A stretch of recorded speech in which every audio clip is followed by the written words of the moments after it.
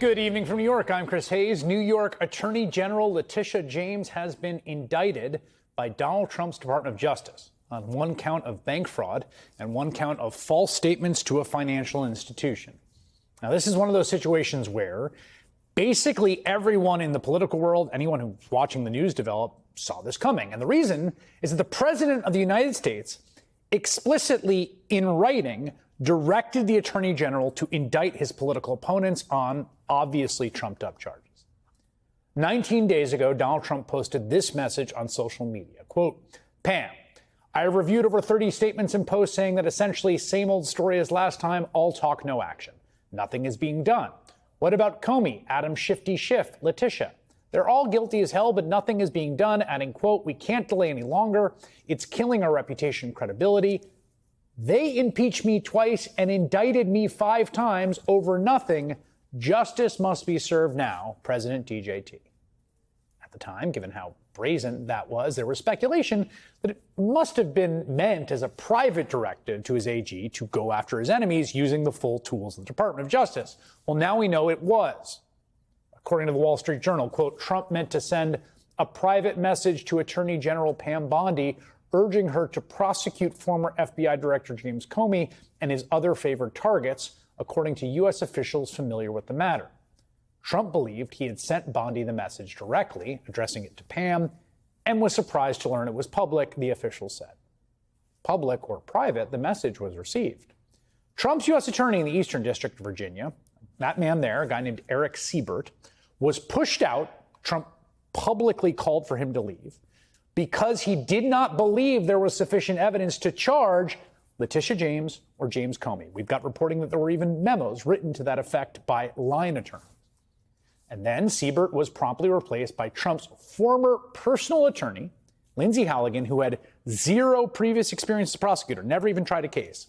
Now, it is not even clear if Halligan was legally appointed to the job she now putatively occupies in the first place, but she did get to work anyway and immediately indicted Comey, who was arraigned yesterday. And now today, Tish James. A sitting president doing this out in the open would have, I believe, ended the career of any president not named Trump. It's the biggest justice scandal we've seen in our lifetime. He is directly ordering the pretextual prosecutions of political critics, of people he doesn't like, in a ham-fisted, retaliatory, lawless fashion that violates the laws of the country, the letter of the Constitution, and the spirit of liberty. Putting your political opponents in jail because they are your opponents, not because of what they did, is the heart of tyranny. It is an obviously impeachable offense.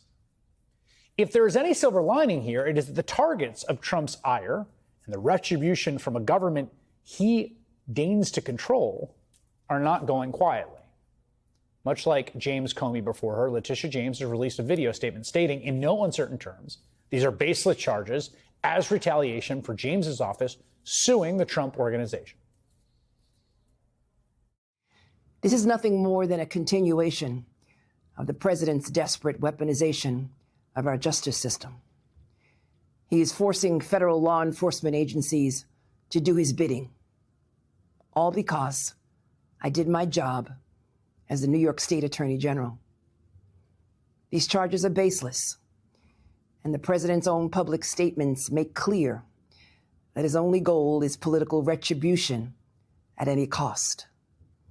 The president's actions are a grave violation of our constitutional order and have drawn sharp criticism from members of both parties. His decision to fire a United States attorney who refused to bring charges against me and replace them with someone who is blindly loyal not to the law, but to the president, is antithetical to the bedrock principles of our country. This is the time for leaders on both sides of the aisle to speak out against this blatant perversion of our system of justice. I stand strongly behind my office's litigation against the Trump Organization. We conducted a 2-year investigation based on the facts and evidence, not politics. Judges have upheld the trial court's finding that Donald Trump, his company, and his 2 sons are liable for fraud. I'm a proud woman of faith, and I know that faith and fear cannot share the same space. And so today, I'm not fearful. I'm fearless. And as my faith teaches me, no weapon formed against me shall prosper. We will fight these baseless charges aggressively, and my office will continue to fiercely protect New Yorkers and their rights. And I will continue to do my job. It's been less than 3 weeks since Trump made that post calling for Comey, James, and Senator Adam Schiff of California to be indicted.